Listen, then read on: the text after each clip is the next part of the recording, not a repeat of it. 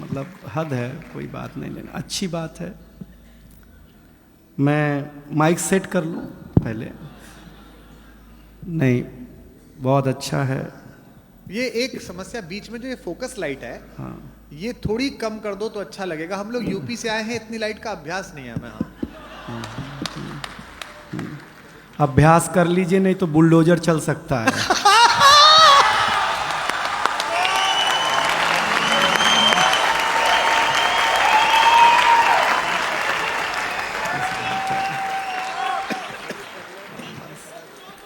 हाँ, बस बस समझिएगा, देखिएगा, मैं भी ज़्यादा समय आपके बीच नहीं रहूँगा। हम स्टार्टर हैं। हाँ, ये ओपनर था, मैं बोतल हूँ।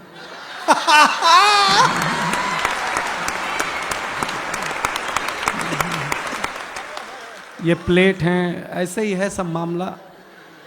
स्वीट और डिश इतने ये सारे लोग इसलिए हैं क्योंकि हमारे बीच रौनक है, इसलिए हम लोग आपके बीच हैं। हाँ, प्रणाम करता हूँ। देखिए, गाँवों की बात हुई है, आप मुझे बहुत ध्यान से सुनिएगा तो ही मजा आएगा। मैं अपने गांव के स्कूल में पढ़ने जाता था, तो मैं बचपन में सबसे सुंदर बच्चा था। हाय हाय। हाँ, हाँ, टीचर बोलती थी तू पीछे नहीं बैठेगा, मेरे सामने बैठेगा, क्योंकि मैं सुंदर था। हाँ, मैं सामने बिठाया जाता था, लेकिन मुझे अच्छा लगा। देखिए, यहाँ लड़कियाँ हैं, महिलाएं हैं, सब हैं, लेकिन हम पुरुष बहुत नीट क्लीन में बिलीव करते हैं। अच्छा। हम स्वच्छता में भरोसा करते हैं। हाँ। बिलीव नहीं हो तो एक बात सुनो, हम पुरुष लोग नाई की दुकान में बाल कटा करके आते हैं, आकर के तुरंत नहाते हैं। कभी आपने किसी महिला को ब्यूटी पार्लर से आने के बाद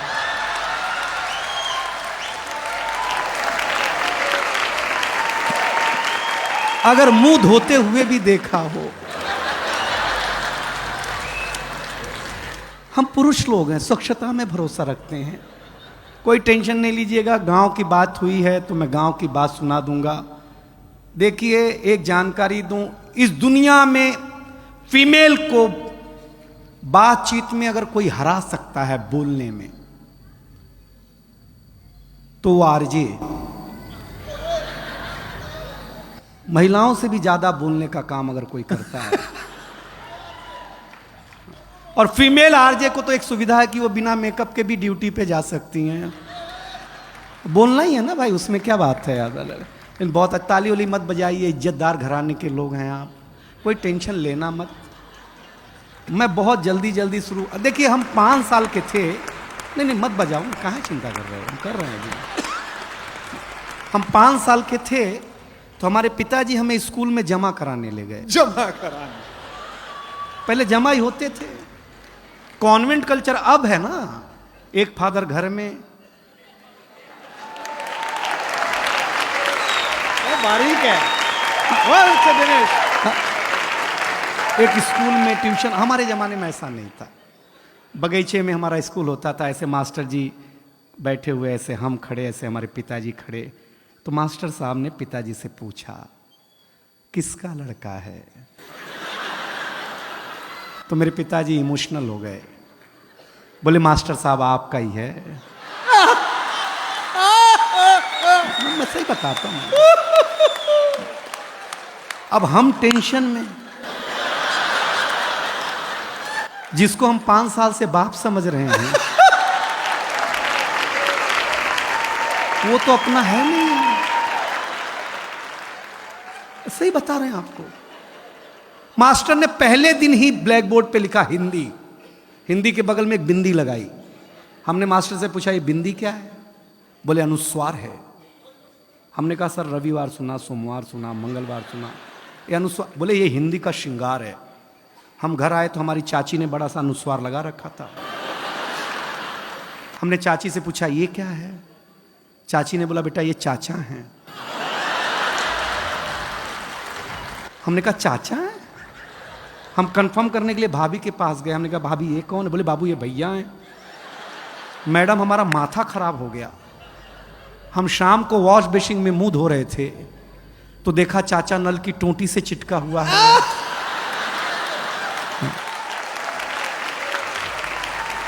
वॉश बेसिन के आईने पे चिटका हुआ है। चाचा को जब मैं कमोड पे चिटका हुआ पाया भाई साहब, मैं सच बताता, सवेरे हम कहीं भी लगा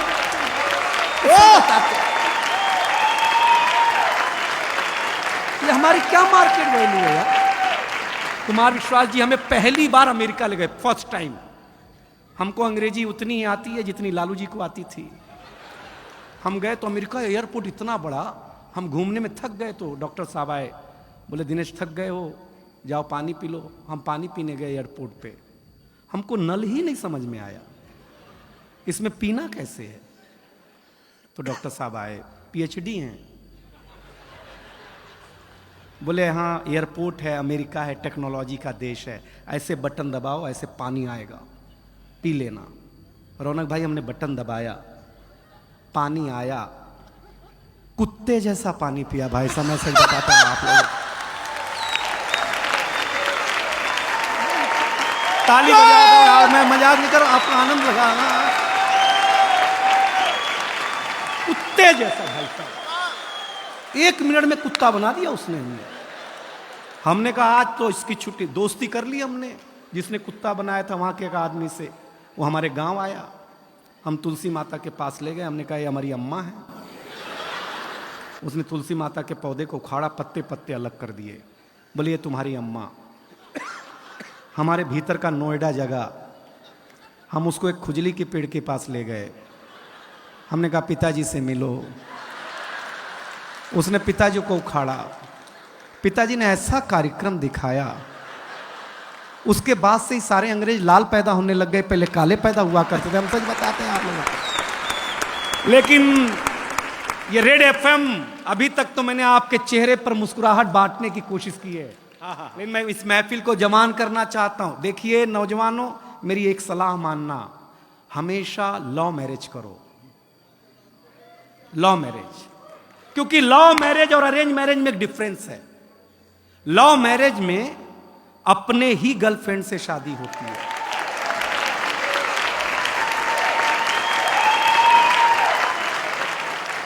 अरेंज मैरिज में भगवान जाने किसकी मत्थे आ जाए।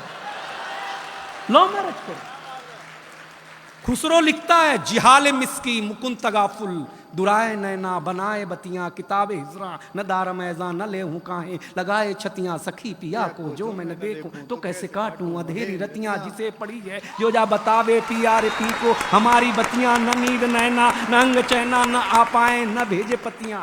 ये इश्क है, समझ में आया? हाँ बस, पेमेंट एक बार की है। हाँ हाँ ठीक। अरे वंस मोर सुनाते हैं, हमको एक ही पैक में चढ़ जाती है। देखिए आप मेरे लायक हो रहे हैं, लेकिन हुए नहीं है, क्योंकि ये कविता का रंग जब हरिवंश राय बच्चन की कलम में उतरा तो उन्होंने लिखा रंग बरसे भीगे चुनर वाली, ये रंग आस्था की चौखट पर आया तो मीरा ने गाया, श्याम पिया मोरी रंग दे चुनरिया, ऐसी रंग दे कि रंग ना ही छूटे रामा, धोबिया धोए चाहे सारी उमरिया। ये रंग फिल्मी पर्दे पर आया तो सुनील दत्त साहब ने कहा कि रंग और नूर की बारात किसे पेश करूं, ये मुरादों की हंसी रात किसे पेश करूं। ये रंग शायरी में आया तो शायर ने लिखा, इसी रंग रंग में रंग है, तुझे रंग रंग में रंग दिया, मेरा रंग आया है रंग पर, तेरा रंग चढ़ के उतर गया। ये रंग कविता में आया तो कवि ने लिखा, इस रंग बदलती दुनिया में मैं रंग बेचता हूं। और ये रंग जब 18 साल के नौजवान के सर चढ़ करके बोला तो गली गली में भगत सिंह ने गाया, मेरा रंग दे बसंती चोला माए।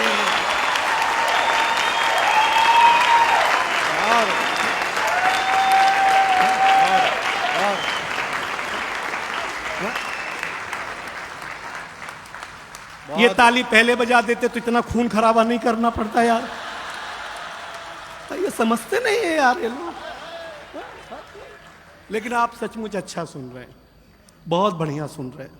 जो इज्जत आप हमें दे रहे हैं, अगर हमें घर मिल गई होती तो इतना दूर झक मराने आते भाई साहब तर से। लेकिन बहुत अच्छा है, मैं एक कविता सुनाने का मानस है। आप डॉक्टर साहब, एक ऐसी कि मेरे नौजवान दोस्तों, मैं भी नौजवान हूं, एक निवेदन करता हूं, किसी भी चीज की आपके जीवन में उपयोगिता उतनी होनी चाहिए जितना काम हो। तब एक कविता आपको हंसाया हूं, सुनिएगा, क्योंकि हमारे गांव की कविता सुनाई रोहित शर्मा जी ने। डॉक्टर कुमार विश्वास का जादू अभी आपके ऊपर छाने वाला है। सुदीप भोला जी आने वाला है। हमारी बहुत अच्छी गजल गो बैठी हुई हैं। तब एक कविता बिना भूमिका के, क्योंकि आप सबसे बुद्धिमान जनता है दिल्ली की और सबसे बुद्धिमान कवि आपके सामने खड़ा है। इन दोनों के बीच में मैं क्लास टीचर की भूमिका नहीं निभाना चाहता, हम दोनों बराबरी के हैं। तब कविता शुरू करना चाहता हूं। सूरज तेजी से ढल रहा है। रेड एफएम के श्रोताओं, दिल्ली वालों, सूरज सुन लेना। अब तक मैंने आपको कोलाहल में सुनाया, अब मैं आपको पिन ड्रॉप साइलेंट में देखना चाहता हूं। क्या सुनते हैं कविता? सूरज तेजी से ढल रहा है, जमाना रोज बदल रहा है। एक फकीर ने टीवी पे प्रवचन देते हुए कहा कि अगर आप मोह माया से दूर रहना चाहते हैं तो मुझे लाइक कीजिए और साथ में मेरा YouTube चैनल सब्सक्राइब कीजिए।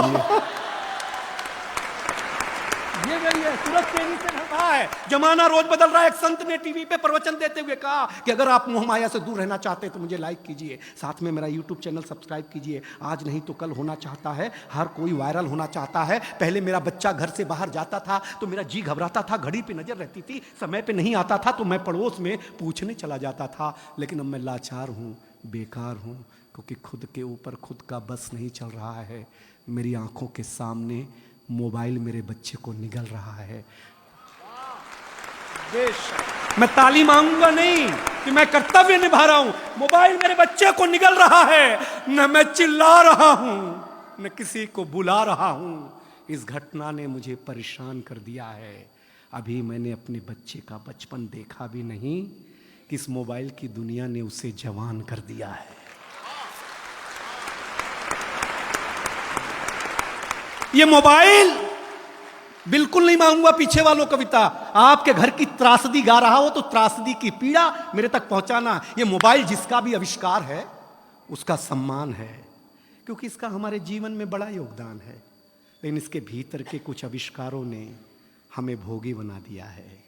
शरीर तो शरीर, मनोरोगी बना दिया है।